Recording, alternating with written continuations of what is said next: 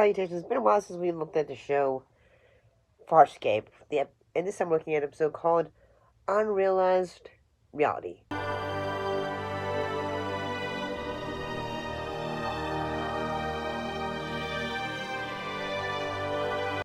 So John Crichton pulls into a wormhole and meets an agent he questions Einstein. And Einstein shows the human the dangers of wormhole travel and judging whether the human deserves to live or die. This episode is sort of like, say, the Spider-Verse or the multiverse of episodes of Farscape, in that John goes through multiple dimensions or realities. My name's John. John. Later, microscope. That's going to get us to him quickly. You know how Luxons can be. Oh, you betcha. Your ship. What kind is it? Four-cylinder. Got a plastic Jesus on the dashboard. Or, different versions of, lives that he has lived and all that. And I kind of like that. I kind of like the fact, say, at one point he ends up bumping into another version of the crew where, say, some members of the crew have been, character swapped or gender swapped. In a way, I feel say, okay, yes, I know if the pods loaded with supplies, but there are marauders waiting to shoot us down. We can't escape. We're trapped? That's what we can't escape means. Go help Stark hyperventilate. Well, if you just let me negotiate. We mean you no harm. No. Well, I could bake some. Since every destination is surrounded by similar unrealized realities. If this episode had came out today, folks would be going, say, throwing the label, oh, it's woke, they, and all that.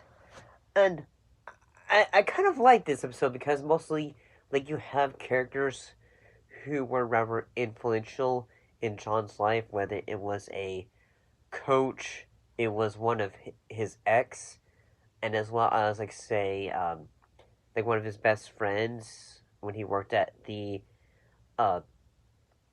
research facility when he was involved in Project Farscape. Razor. And you couldn't help but love him. Kind of man who would finish a game with a broken leg. Rescued me from out of nowhere and dropped me right in the middle of my dream job, working on the Farscape project. Stephen Hawking is a genius, all right, but John is more toward that end of the spectrum than the rest of us. He would share whatever he had with others. Can't bear to be without him.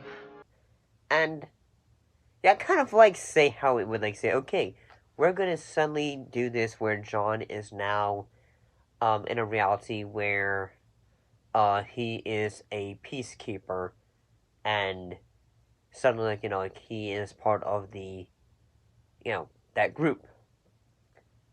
Or there is a section in which he meets Aaron again, say the, Moya crew, but this time he's prepared, say, hey, figure this out, and ever so often, as he goes on these, mini, trips, he is suddenly, Einstein, say, oh, I had to pull you back out of that situation, because if I didn't, you would have been trapped there. And I kind of like that idea. I kind of like the fact that throughout the episode, at first, say, the folks that are from his past, or say, they're giving him flowing praise, but as the episode goes on, it starts to switch, suddenly, say, hey, oh no, how he was a terrible person in bed, or how he would never be able to do his plays on the team, and all that. And it's just, say, almost, say, all, suddenly, say, yeah, you remember all those little adventures or those moments in life where someone was giving you praise, if it's suddenly it's a bit of a flip because suddenly you're self-conscious or you're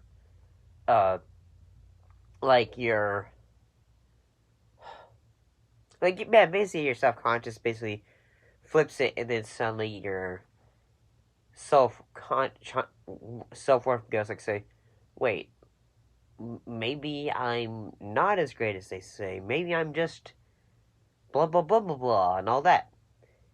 And I kind of like the fact that, like, both John and Einstein are sitting on basically a floating ice land.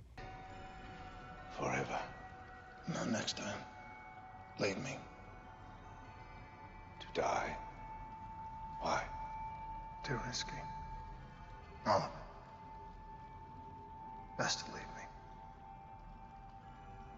Are you suddenly becoming afraid?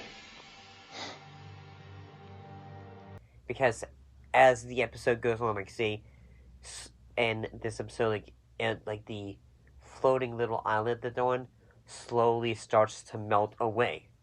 And I kind of like those little moments, like, say, they're just floating on it and all that, and, like,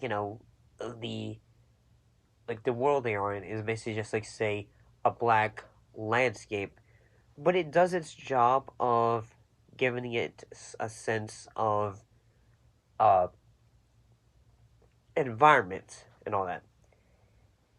However, and what ends up happening is basically he just tries to tell the dude, like, say, hey, I can't do this anymore.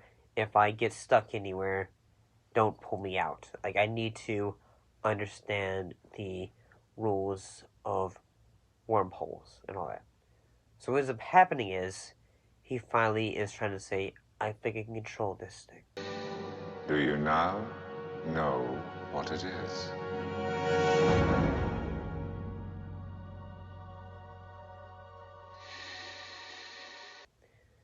So he tries to figure Moya, and all that. And at the end of the episode, he ends up like, like transporting himself to, like, say, in front of Earth. So yeah, I thought the episode was fairly good. I thought the action elements of it, the different ways, the uh uh multiple realities, I'd say, for this episode were pretty good. Overall, this wasn't too bad of an episode. But yeah, I'll see you next time.